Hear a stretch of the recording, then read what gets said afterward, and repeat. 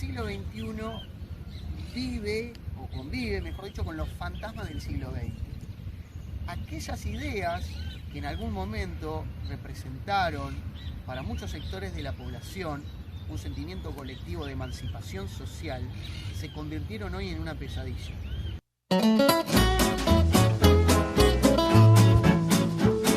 Hagamos un punteo de... ¿Ahí entro, Agustín? Claro, Sí. vamos a producir un poco, produzcamos un poco y después... Un punteo. Sí. Del orden. Sí, ahí está bien. Bueno, dale. Sabor. Bueno, estamos acá con nuestro amigo Patricio de Mayo, popularmente conocido como Ati, que nos va a contar un poco de un taller de historia que va a estar dictando, ¿no? Ahora en febrero. Bueno, en principio, gracias por la invitación. Digamos que es un escenario atípico, por lo menos para mí. No estoy muy acostumbrado a estar al aire libre. No sé si los historiadores toman o asumen como propio el espacio abierto. Historia en reposera. Historia en reposera, ¿no? Historia de verano. Pero claro, porque corresponde a la temática de que estamos en verano. Claro. O sea que a ustedes arrancan el 2026 con esta entrevista, o sea que lo que viene, supongo que es mejor, digamos. Claro, O después... sea, están calentando motores, digamos. Sí. Bueno, nada, hablando en serio, gracias por la invitación.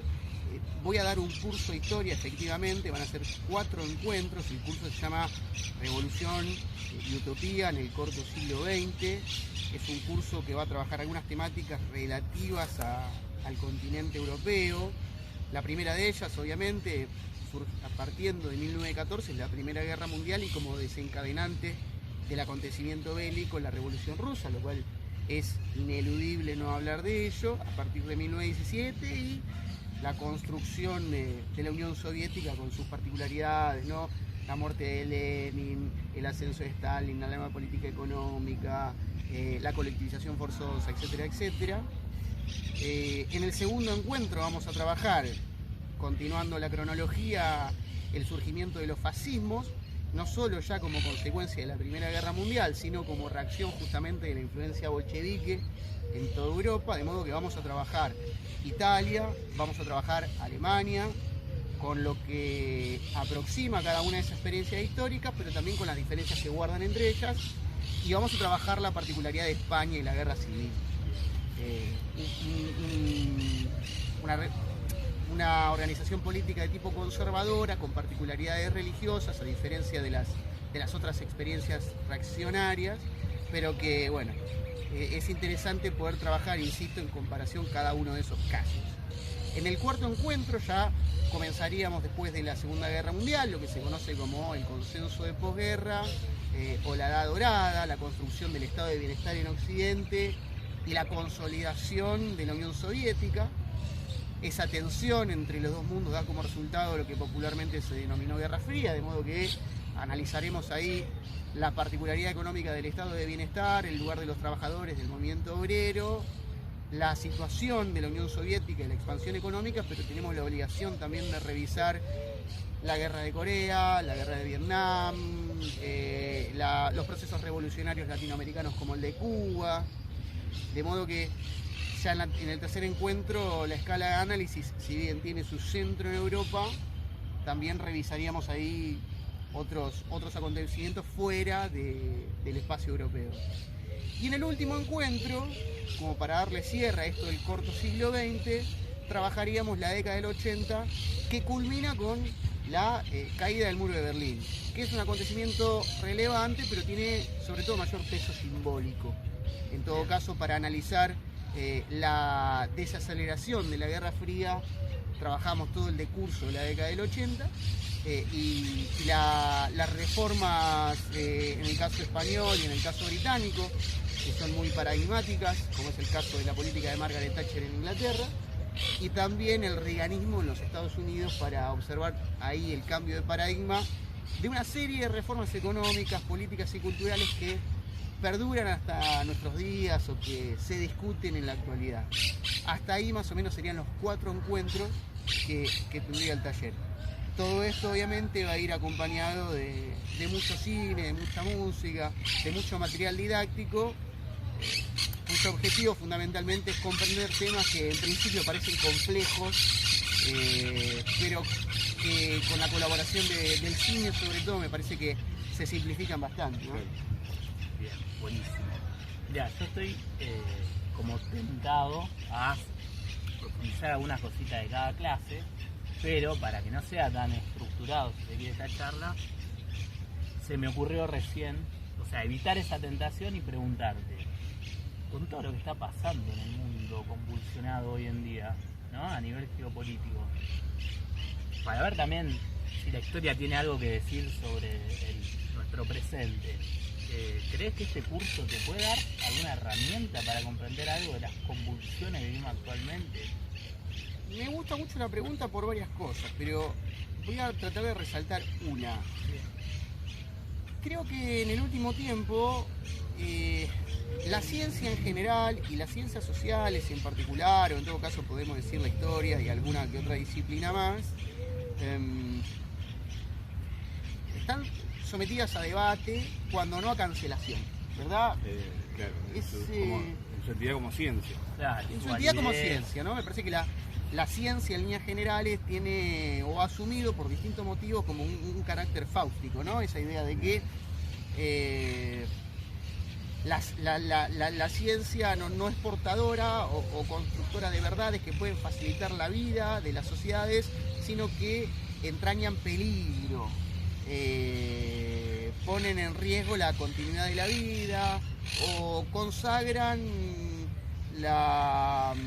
el dominio político de una élite que pretende dominar al conjunto de la población y demás, ¿no? Me parece que hay toda esa serie de imaginarios sobre la ciencia.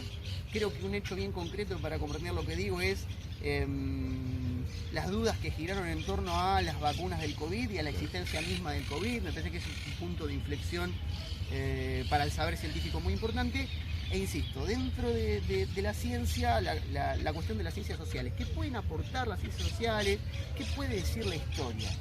Creo que todos los que tenemos experiencia de trabajar en el secundario, no solo que sabemos que sí, pero sí podemos percibir esto. De un alumno o una alumna nos dice muchas veces, ¿para qué tengo que saber datos? ¿Para qué tengo que saber fechas? ¿Para qué tengo que saber de historia? Sí, el cuestionamiento de la validez, ¿no? Y en todo caso también reflexionar de la historia como si fuera un objeto mercantil, que yo puedo trocar, que yo puedo cambiar a X valor. Entonces, si la historia no me proporciona a mí un valor concreto que sea mercantilizable, entonces no sirve. Todo esto tiene que ver con la pregunta que vos me hacés. Yo creo que lo que puede aportar la historia, y en todo caso el humilde aporte que yo trato de hacer desde mis indagaciones con el curso, es ver cómo a lo largo de todo el siglo XX se han ido construyendo significados, símbolos, representaciones, imaginarios que perduran hasta nuestros días. Por ejemplo, pensemos en la República Popular de China. Sin lugar a dudas, esta China de Xi Jinping no es la China del movimiento comunista de Mao de 1949, no es la China de la revolución cultural, no es la China del salto hacia adelante, que puso en práctica proyectos de industrialización forzosos que representaron un costo social muy grande para China y que lo sumieron en la pobreza. Hoy, sin lugar a dudas, China es un gigante comercial ultra competitivo en los mercados, con un nivel de capital financiero enorme y con un despliegue militar enorme, o sea que no guarda relación con la China comunista de Mao, y que en todo caso tiene más que ver con las reformas de modernización de 1980 encabezadas por Deng Xiaoping. ¿Sí? Entonces, ver la línea de continuidad lo que me permite entender a mí que cuando algún dirigente político conjura el fantasma del comunismo, en realidad lo que está buscando es asustar a la población con la idea de que va a perder alguna libertad individual, o va a ser cercenado algún derecho, o va a ser sometido por una suerte de centralización planificada que existe ahí para coartarle sus libertades más elementales. ¿Sí? Entonces, saber esas cosas también me permite a mí descifrar las intencionalidades políticas, por ejemplo, de los grandes líderes mundiales que hoy están discutiendo. Claro, detrás del uso de la palabra comunismo, en ese conjuro, Ahí. Nunca se ha conjurado tanto la palabra comunismo como en la actualidad. Y yo me pregunto, bueno, ¿dónde hay comunismo? ¿Dónde está? Claro, Lo digo un el mundo poco actual. con sentido, digamos, del humor. Pero también hay que ir a no- buscar la respuesta. Ir a buscar respuesta con rigor científico. ¿Dónde hay comunismo? ¿Que hay planificación centralizada? Desde ya. Ahora bien, uno sabe justamente a partir de la experiencia del siglo XX que esto del Estado interviniendo en la economía, lejos de ser un patrimonio exclusivo de las experiencias soviéticas o de los países con relativa influencia comunista, fue una creación de un intelectual británico cuyas recetas fueron o comenzaron a ser aplicadas en los Estados Unidos. Sí, sí. Básicamente es Keynes, la demanda agregada, la idea de que para salir de las crisis económicas no hay que ahorrar, sino que hay que invertir a través del gasto estatal. Entonces, planificación centralizada o intervención económica del Estado o Estado empresario, la verdad que esa es una característica de estados que han sido profundamente capitalistas y que no es una característica que define al comunismo como tal. Entonces, a través de este ejemplo lo que señalo es, bueno, uno puede comprender el mundo en la medida que comprende la historia. Claro. Claro que sí. Y vayamos juntos a ver de qué se trata el comunismo en todo caso. Claro que sí. Y en todo caso podemos pensar ya en los textos de Marx y en su discusión, por ejemplo, con Bakunin, y me voy al siglo XIX, cuando discutían, bueno, Bakunin le decía, y bueno, ¿cuándo viene el comunismo? Si primero hay que pasar por el socialismo. Entonces, me parece que ese debate en todo caso puede tener más sentido, aunque parezca un debate excesivamente teórico, riguroso. Presente en la misma revolución rusa. Exacto. En el Estado y la Revolución, por ejemplo, donde Lenin plantea abiertamente que la necesidad pasa por no destruir el Estado, sino tomar el Estado. En su carácter burgués hay que tomar el Estado, hay que construir un Estado socialista y en todo caso el mismo desarrollo de las fuerzas productivas llevará a un momento, ahora sí, bien al estilo de Marx, llevará a un momento en el que se haga innecesaria la existencia de las clases porque no va a haber más necesidad de antagonismo, si se quiere, ¿no? No va a haber más lucha en torno a los medios de producción. Pero en el Estado y la Revolución del año 1917, Lenin plantea que en definitiva la clase obrera, con su destacamento de vanguardia, que es el partido bolchevique, debe tomar los medios de producción, no anular la existencia de las clases, que siguen existiendo. La nueva política económica, por ejemplo, estimula la actividad productiva en el entorno rural con lo que se conoce como kulak, que en definitiva son pequeños productores, que en definitiva son elementos de la burguesía, que es una clase que todavía está viva en Rusia. Digo, para profundizar, tampoco sin ánimo de ponerme tan exhaustivo, la pregunta que hace él me parece útil en la medida que uno sí puede comprender la actualidad con mayor entendimiento de las intenciones, de los proyectos políticos. Vale lo propio para seguir hablando de Rusia para comprender a Putin. Claro. Putin, por ejemplo, habla de guerra patria. La guerra patria efectivamente es una creación de Stalin luego del triunfo en la Segunda Guerra Mundial. Pero Putin también habla de elementos que nos remiten no ya a la Unión Soviética, sino al zarismo. Con lo cual, aquel que ve en Putin una reencarnación, y esto también es muy común, gente celebrando la invasión de Ucrania como la construcción nuevamente del Pacto de Varsovia y demás, gente que ve en Putin la reencarnación del comunismo en el siglo XXI, de la Unión Soviética en el siglo XXI, está equivocada. En definitiva, lo que tenemos es un dirigente político que es muy hábil para hacer uso de la enorme historia que tiene Rusia. Cuando quiere se apoya en el zarismo, cuando quiere utiliza elementos de la Unión Soviética. Eso para mí es algo muy valioso que tiene el curso. Vos fíjate, a partir de un disparador, todo un montón de relaciones que construiste y decir, bueno, hay discursos que circulan, ciertas ideas que circulan en distintos ámbitos, en distintos, en el taxi que te tomás, en la academia.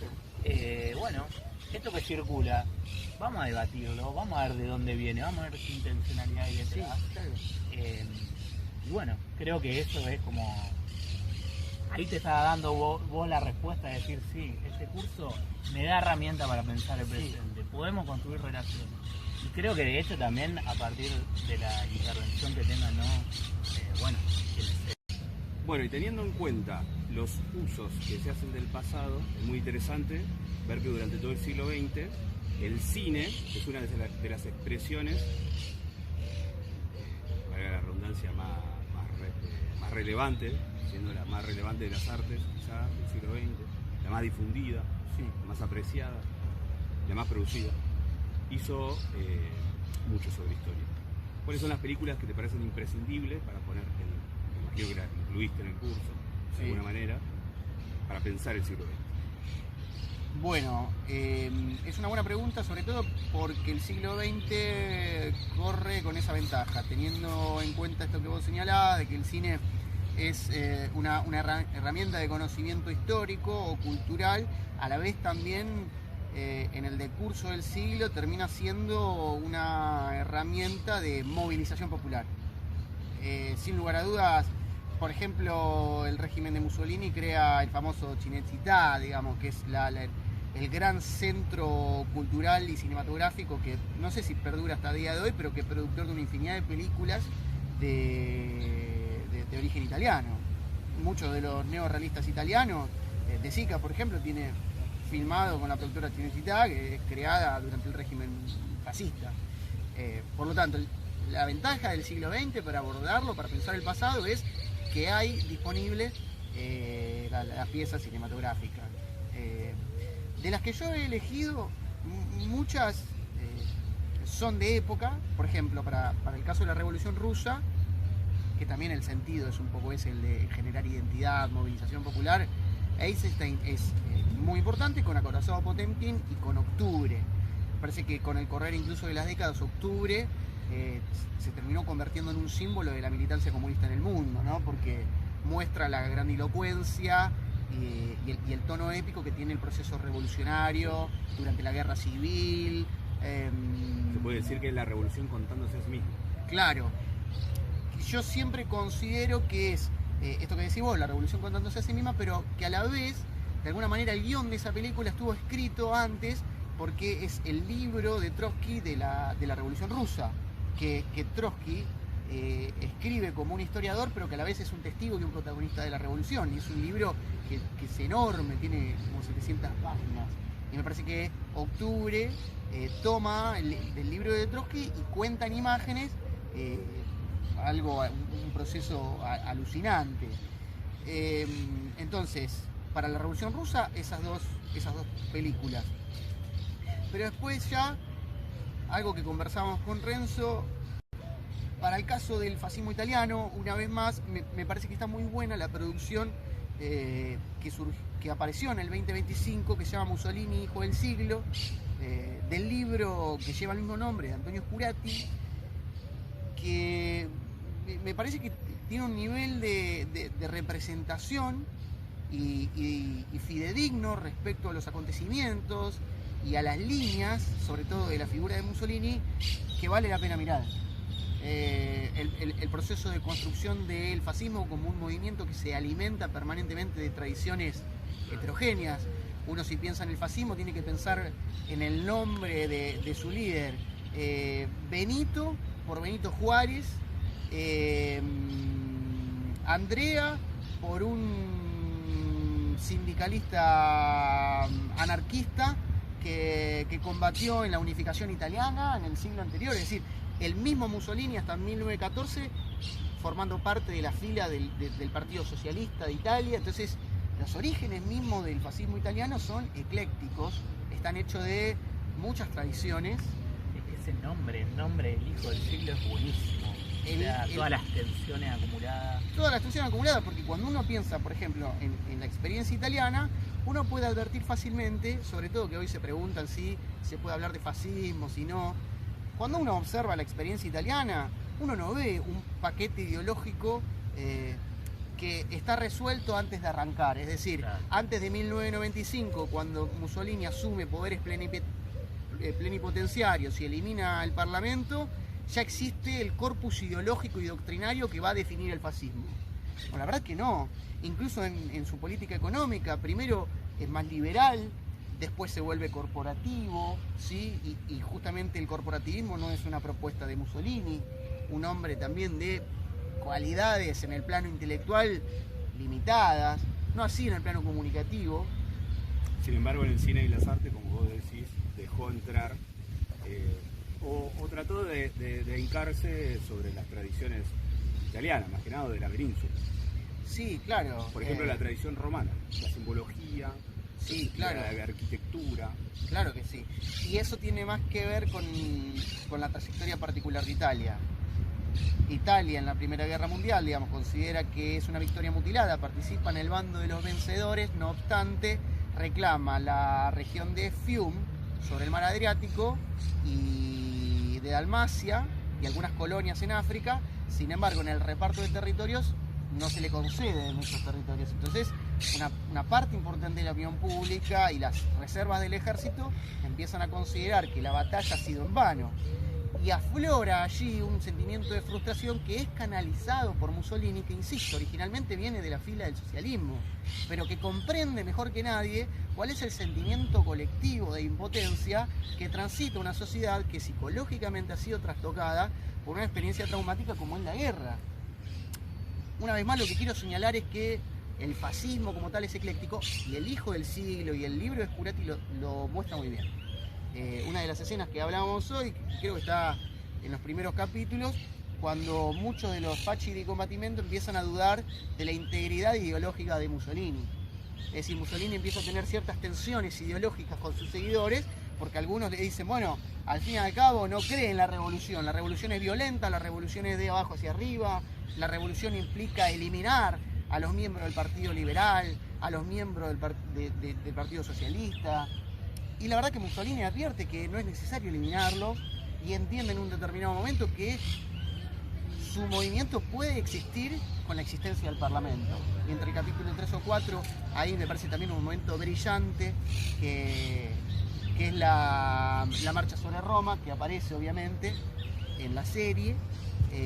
Hay imágenes que se han recuperado que son buenísimas, y hay una exposición de Mussolini en el Parlamento que es brillante también. Con esto lo que quiero decir es que la serie yo la utilizo en el curso, a pesar de que sea del 2025. Me parece que la particularidad que tiene es que el cine me aporta un montón de elementos para explicar procesos históricos que son complicados, pero que a través de la imagen se resuelven. Y la particularidad de la serie, sobre todo para invitar a verla, es que tiene el efecto de romper la cuarta pared. Hay momentos de diálogo en el que Mussolini mira directamente a la cámara y dialoga con vos.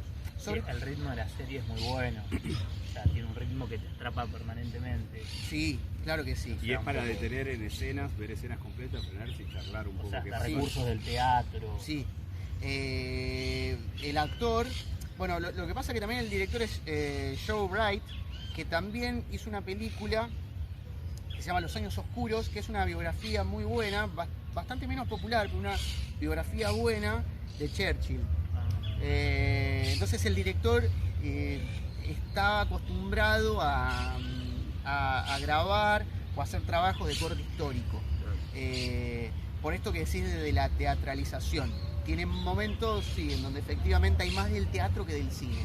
No soy un especialista en la materia, pero la forma de gesticular de Mussolini, del actor que hace de Mussolini, los monólogos, que son unos recursos que se repiten bastante a lo largo de la serie. Pero bueno, sin ánimo de irme, sí, utilizo esa clase de recursos para explicar.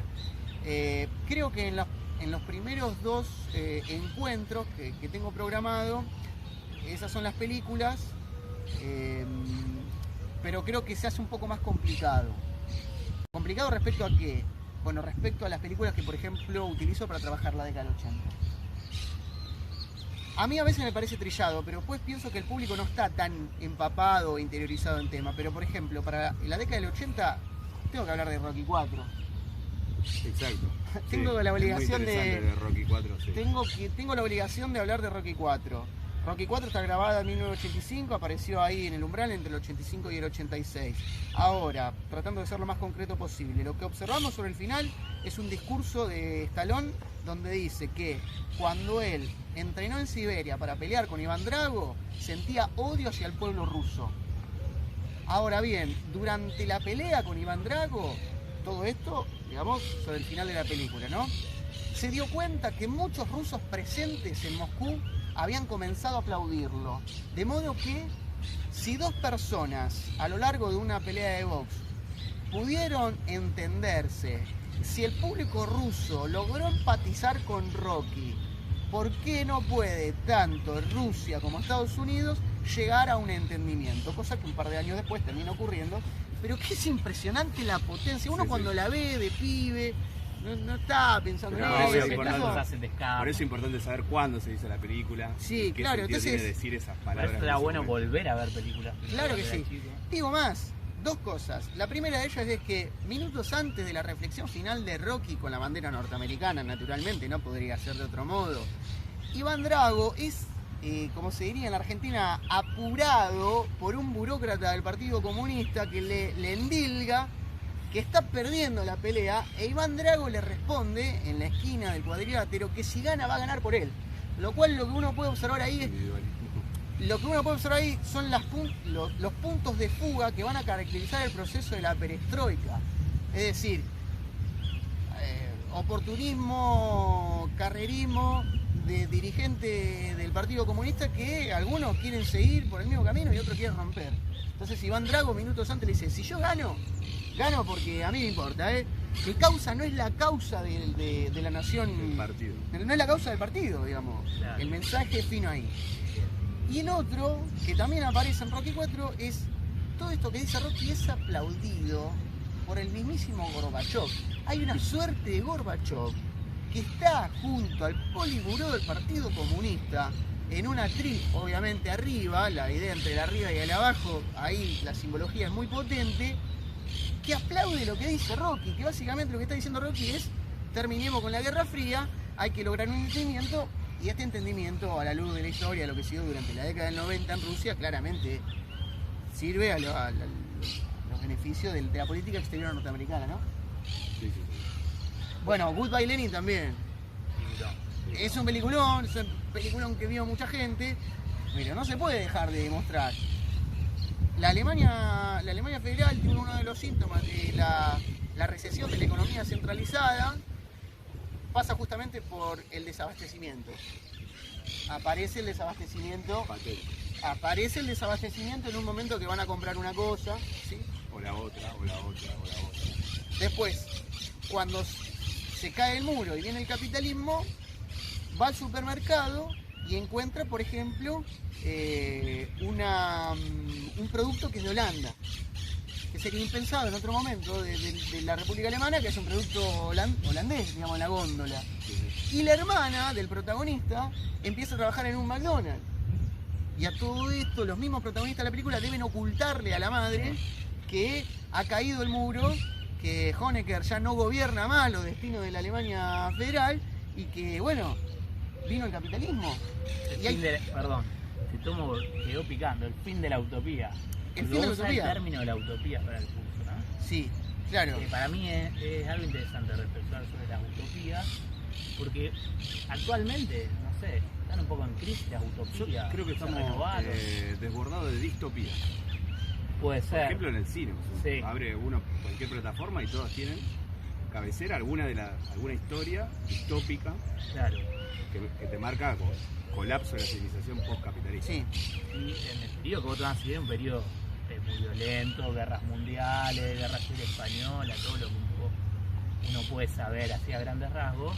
Bueno, también un periodo de fuertes utopías. Sí. Sobre eso podría decir dos cosas. La primera, completando la saga de películas. Volví a ver Robocop 1. En Robocop 1, la ciudad de fondo es Detroit. Sí. Detroit durante una buena parte del siglo XX en los Estados Unidos es la central o la sede de las industrias automotrices. Por lo tanto, lo que uno podía encontrar en esa ciudad es una ciudad de corte industrial con muchos operarios. Durante la década del 80, el proceso de deslocalización de firmas de autopartes, lo que empieza a provocar, sobre todo en Detroit, es desempleo y como consecuencia del desempleo la marginalidad. Por lo tanto, aparece, el principal problema de la policía justamente es que hay mucho, en Robocop, ¿se acuerdan? Hay mucha delincuencia. Sí. Entonces aparece una corporación, y esto recuperando la cuestión de la distopía, fíjense qué actualidad que tiene, aparece una corporación que quiere reemplazar una de las funciones del Estado municipal, que es la seguridad, y a cambio lo que ofrece es un policía que no falla, un policía que no es corrompible y un policía que por su mitad hombre y mitad máquina termina siendo el representante del futuro. Y es una corporación.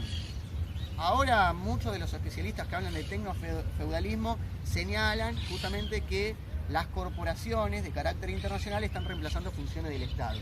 Ya Robocop en la década del 80 planteaba algo de esto. Esa lectura está buenísima.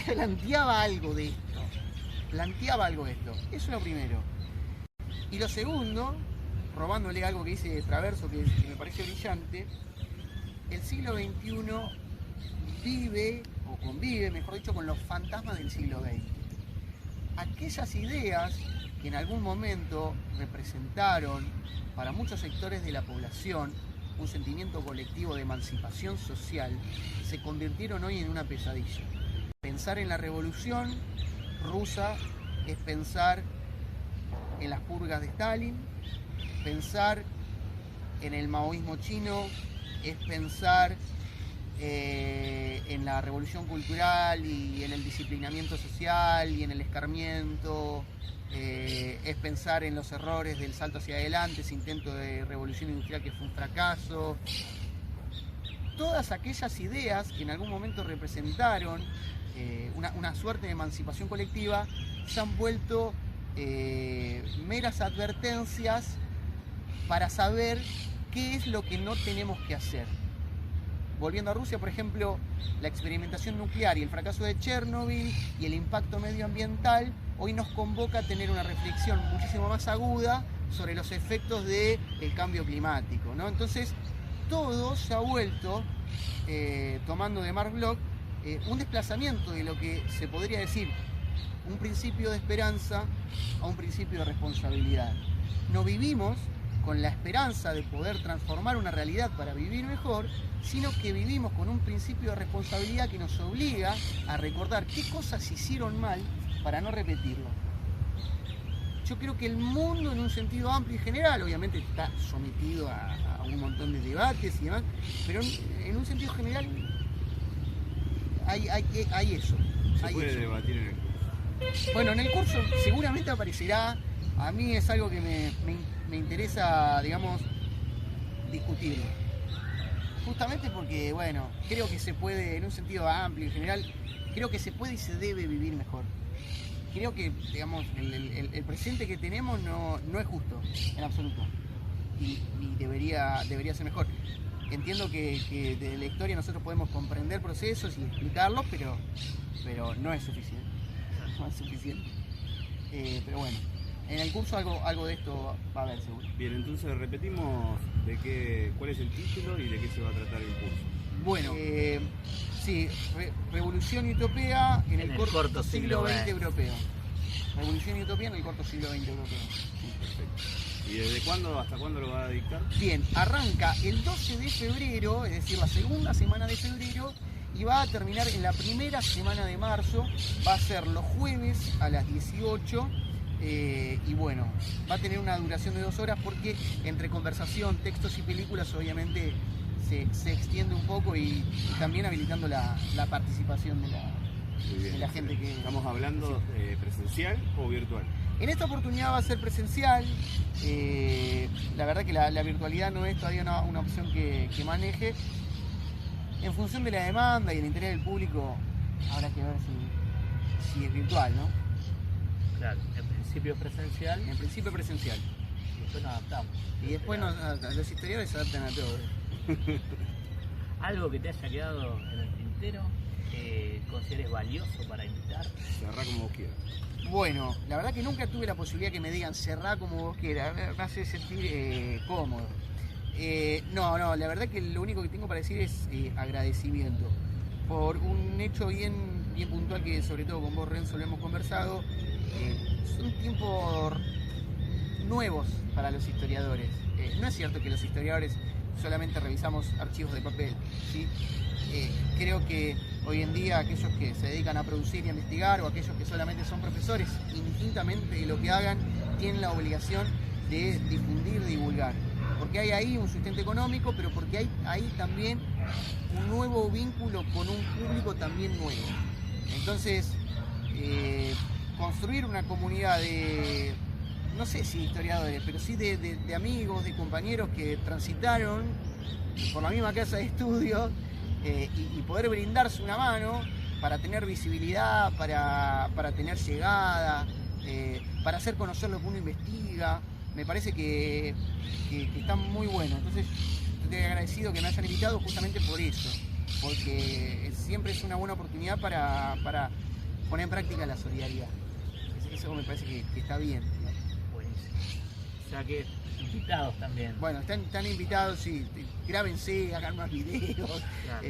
No No vengan sé. con una motosierra, lo único. No, se Ahí los pido se por la- favor. se cierra la invitación. Se cierra la invitación. Bueno, entonces quedas invitado también formalmente cuando futuros cursos, cuando a volver al club a conversar Bueno. de estos temas y de los que nos quedan siempre.